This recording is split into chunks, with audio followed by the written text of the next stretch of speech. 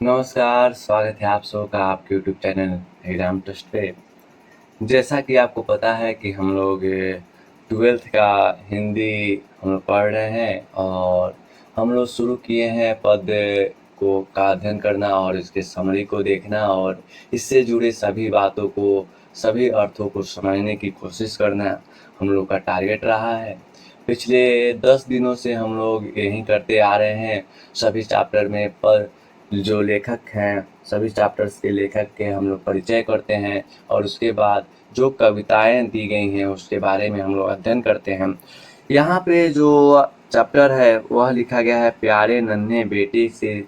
Chapter का नाम है जो इस कविता है जो हमको 11 चैप्टर में पढ़ना है, वह है उस चैप्टर का नाम है प्यारे नन्हे बेटे को। अगर हम इसके इस चैप्टर के कवि के बारे में बात करते हैं तो वह हैं विनोद कुमार जी।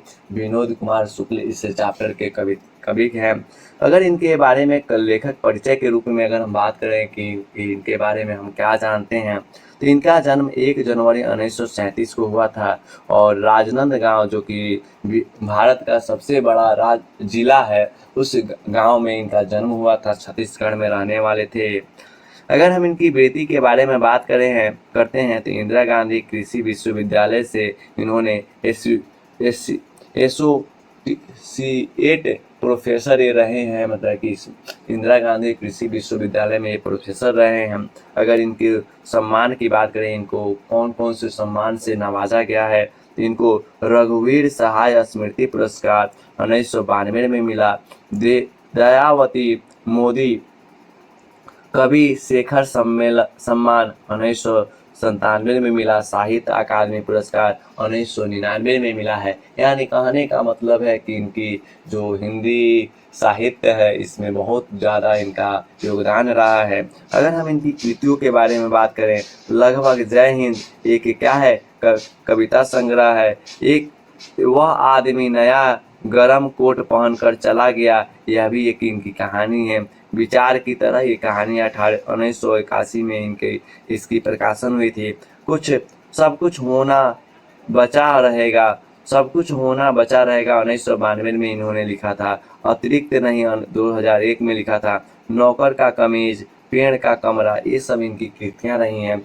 अगर हम बात करते हैं कि ये जो कविता लिखते हैं, कविता में क्या क्या है, तो देखिए पहले हम कविता लिखते हैं, उसके बाद इस यहाँ पे इसका परिचय दिया गया है, मतलब भावार्थ दिया गया। तो सबसे पहले हम लोग कविता पढ़ते हैं। लिखते हैं कविता में, प्यारे नन्हे बेटे को कंधे पर बैठा मैं दादा से बड़ा हो गया सुना।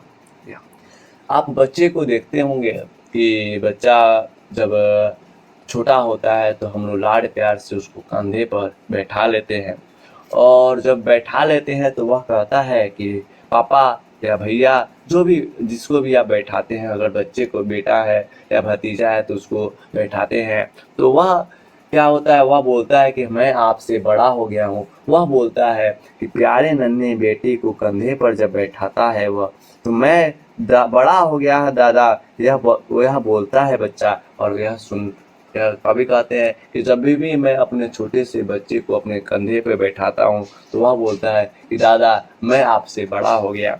आगे लिखते हैं, प्यारी बिटिया से पूछूंगा। जो बच्चे को हम बैठाए हैं कंधे पर, उससे पूछते हैं कि बतलाओ आसपास कहाँ कहाँ लोग हैं। उससे पूछते हैं कि बताओ बेटी, बच्चे बताओ कहाँ कहाँ आसपास में लोहा है। चिमटा करछुल सिंह गिरी समसी दरवाजे की सौकल कब्जे खिला दीवार में फंसा हुआ वो बोलेगी झटपट। वह बोलती है कि जो हमारा चिमटा है, चिमटा जिससे से वह क्या करती है, रोटी को माँ, वह देखती है कि रोटी क्या करती है माँ, उसको उलटती है। तो वह जो चिमटा है, करकुल है, सिंगड़ी है, वह जो भी चीज़ें हैं, शमशी दरवाजे की सौकल कब्जे खिड़की दरवाजे में फंसा हुआ, वह बोलेगी झटपट। वह सभी बोलती है जो चीज़ें उसको दिखाई देती है, चिमटा करछुल सिंघड़ी शर्मशी दरवाजे में सौकल, ये सब चीज़ों को वह बताती है कि देखिए यहाँ यहाँ पे लोहा है। यानी जो पिता हैं अपने कंधे पे अपने बच्चे को बैठाते हैं और पूछते हैं कि बताओ बेटा कहाँ कहाँ पे क्या है, मतलब लोहा है, तो वह बोलती है जहाँ जहाँ उसको लोहा दिखाई देता है वह सभी को बताती है। आगे लिखा गया है उसका, अगर हम भावार्थ की बात करें तो भावार्थ में लिखा गया है कि प्रस्तुत कविता शुक्ल जी द्वारा नन्हे प्यारे बेटों को से ली गई है, जिसमें कभी अपने नन्हे बेटे को अपने कंधे पर बिठाते हैं और बेटा अब बोलता है कि अब मैं दादाजी मैं आपसे भी बड़ा हो गया हूँ। और अगर हम बात करें आगे क्या लिखा गया है, आगे लिखते हैं कि कभी प्यारी बिटिया से पूछते हैं कि बताओ आसपास कहाँ कहाँ लोहा है। बेटिया झटपट बोलती है लोहा, चिमटा, करछुल, लोहे की कुल्हाड़ी, सरसी, दरवाजे में लगी जंजीर, ये सब क्या है, लोहे की मोटी कांटी लगी हुई, दरवाजे में लोहे लगा है, मतलब कि जहाँ जहाँ उसको लोहा दिखाई देता है तो बेटिया वहां पे बताती है। आगे लिखते हैं रुक कर वह फिर याद करेगी। इतना कहने के बाद अगर किसी बच्चे से आप पूछोगे कि बताओ लोहा कहाँ कहाँ है, तो कुछ जितना उसको आसपास दिखाई देगा सबको बता देगी और उसके बाद फिर सोचने लगेगी कि और कहाँ कहाँ लोहा है।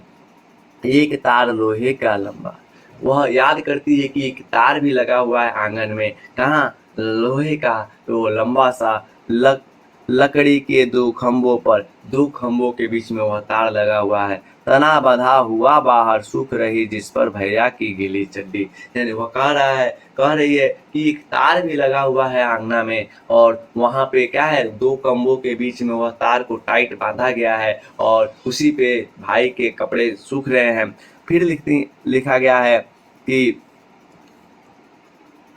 फिर आगे लिखती हैं कि फिर एक सेफ्टी पिन साइकिल पूरी, फिर उसको याद आता है सेफ्टी जो पिन होता है, जो पिन लगाया जाता है महिलाएं लगाती है, वह भी तो एक लोहे की है। फिर उसको याद आता है कि साइकिल भी उसकी तो क्या है, लोहे की ही तो है। आसपास वह ध्यान करेगी, सोचेगी, वह फिर क्या करेगी, अगल बगल पूरा सोचेगी कि क्या क्या लोहा है। दुबली पतली पर पतली हरकत में तेजी की, कितनी जल्दी जान जाए वह आसपास कहाँ लोहा है। वह जानना चाहेगी कि कहाँ कहाँ लोहा है, वह जल्दी जल्दी खोजने लगेगी और जितना जल्दी हो सके, जैसे कि आपसे अगर पूछा जाता है कि बताओ यह चीज का एक प्रश्न पूछ दिया जाए कि बताओ इसका आंसर क्या होगा, आपके अंदर उत्सुकता आ जाती है कि बताओ कहाँ कहाँ है, आप जल्दी जल्दी से उसका आंसर खोजने लगते हो, जितना जल्दी हो सके उतना जल्दी खोजने लगते हो, वैसे ही वह भी खोजने लगती है।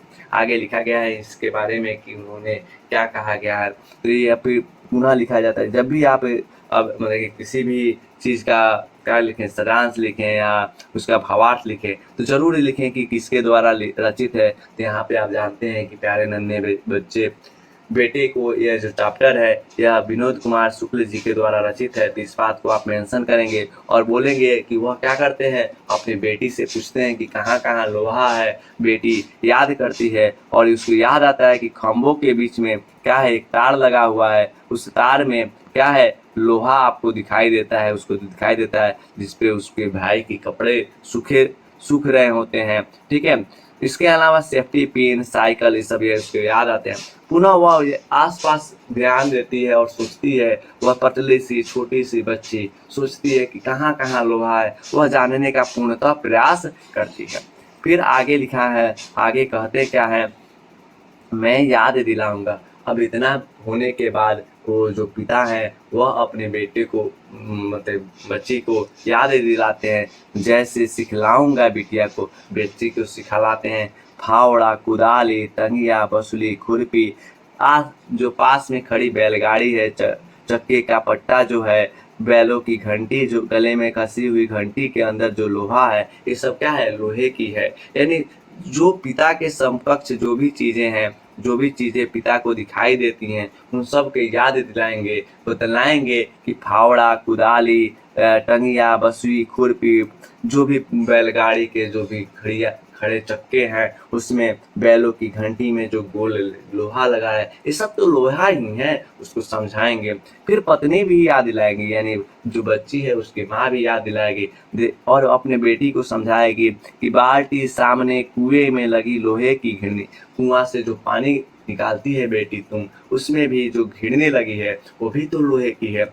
छत छत्ते की काढ़ी में डंटी और चमेला घमेला हाशिया चाकू भिलाई लाडीला जगह, हर जगह जगह जगह लोहे के कीले। इन कहने का मतलब वो याद दिलाएंगी कि देखो तुम जो बाल्टी इस्तेमाल करती हो, जो कुएं से में जो बाल्टी डाल के जो पानी निकालने की कोशिश करती हो, जो वहाँ पे जो चक्की होती है वह भी क्या है, एक तरह के लोहे की ही है। जो छत में जो कड़ी लगी हुई है वह भी लोहे का है। जो आप हंसिया देखते हो, चाकू देखते हो, तो ये सब भी लोहे के है। भिलाई यानी जो विनोद कुमार शुक्ल जी हैं, ये राजनांदगांव के हैं, यानी उससे कुछ ही दूर पे है भिलाई, छत्तीसगढ़ का ही एक हिस्सा है, एक जिला है। तो वहाँ बताते हैं कि भिलाई में देखो कितने बड़े बड़े क्या है, लोहे के यंत्र संयंत्र रखे हैं, बहुत औद्योगिक क्षेत्र में वो। इस पाठ में अगर इसकी व्याख्या की बात करें तो विनोद कुमार शुक्ल जी के द्वारा यह रचित क्या है, कहानी है, जिस प्यारे नन्हे बेटे को, इसमें अपने बेटी को याद दिलाते हैं कि फावड़ा कुदाली टंगिया बसली खुरपी ये सब क्या है, लोहा है। बैलगाड़ी के चक्के में के जो पट्टा है, बैलों के गले में जो कसी हुई घंटी है जिसमें एक लोहे की गोली लगी है, ये सब क्या है, लोहा ही है। फिर उसकी पत्नी याद दिलाती है कि पुनः पत्नी की याद दिलाती है, बेटी को समझाती है कि बाल्टी, सामने कुएं में लगी घिरनी, छत्ते में लगी काढ़ी, डंडी, घमेला, हंसुआ, छुपी, ये सब क्या है, जगह जगह लोहे उनको दिखाई देते हैं। भिलाई बालाडीला एक जगह है और इस जगह में बहुत सारे लोहे के किले हैं, यहाँ से बहुत सारे लोहे के उत्पाद को निकाला जाता है। इसी तरह घर भर मिलकर धीरे धीरे सोच सोच कर एक साथ ढूंढेंगे कहाँ कहाँ लोहा है। लेकिन सभी परिवार के सदस्य एक साथ मिलते हैं और ढूंढते हैं कि बताओ कहाँ कहाँ लोहा है। आगे लिखते हैं, इस घटना से उस घटना तक हर वो आदमी जो मेहनत कश है लोहा है। फिर वह सोचते हैं कि जो लोहा होता है वह क्या होता है, एक सिंबल होता है, क्या मेहनत का सिंबल होता है, एक क्या है, मतलब कि अच्छी चीज का सिंबल होता है, जो मतलब कि जिसके ऊपर बहुत सारा लोड है। वह ये बात को समझाने की कोशिश करते हैं कि जो भी लोग क्या करते हैं, मेहनत करते हैं, वो सब लोहा है। आगे लिखा गया है कि इसके भावार्थ लिखे गए प्यारे नन्हे बेटे को, इसे लिया गया है विनोद शुक्ल द्वारा रचित एक कहानी। इसमें सभी लोग मिलकर यह ढूंढते हैं कि कहाँ कहाँ लोहा है।